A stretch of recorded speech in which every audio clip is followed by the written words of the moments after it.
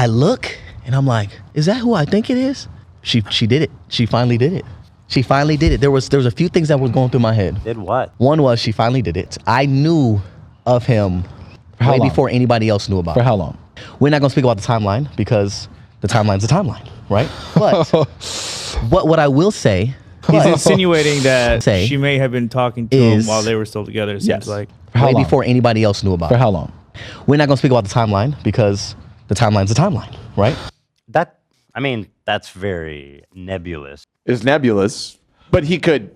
I feel like he's saying that to purposely have people draw the conclusion. And he might be lying. I mean, right. Which is insane because, like, we know that he cheated on her constantly. Serial cheater, right? Insinuating that she cheated on him or something. That's what I took away from that, which is crazy. That she's cheating or that it was too soon after they broke up. Honestly, I don't know what he meant. He goes, I don't want to tell the timeline because the timeline is the timeline. It's like, what are you trying to say? Well, you know what? He was cheating on her the whole relationship. If she cheated a little bit at the end, good on her. You know what I mean? Right. That's my takeaway is that they probably had an open relationship the last couple months of their marriage. Yeah. It's possible. He's embarrassed to say, yeah, I let her be with other men when we were technically still together. I think that would be embarrassing That's for very him and his masculine. possible as well. Yeah. Yeah. All right, let me see think this he was goes. parked in the driveway? What I will say is people on the internet think when news breaks or when they find out, I find out. But the truth is, I already knew about him and I've already met him a few times.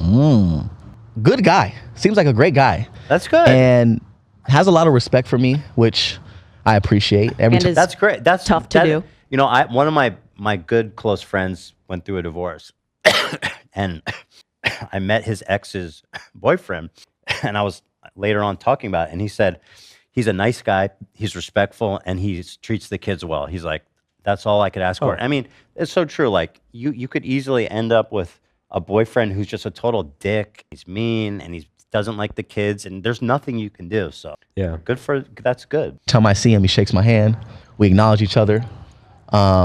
Good, man. Which is very important because, you know, he is someone who is around my kids. Yep.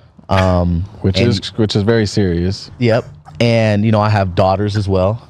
You know, bringing another man around my daughters is tough for me, but just because, like, he doesn't want them competing with the dadness.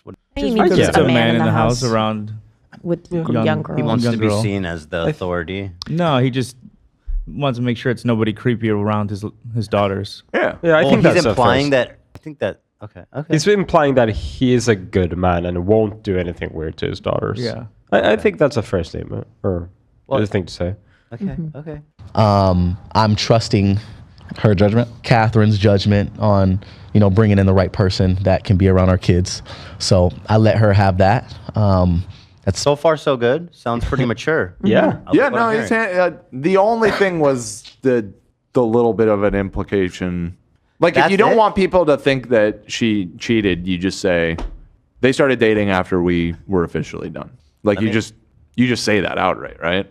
The intentional ambiguity only serves to have people speculate about it.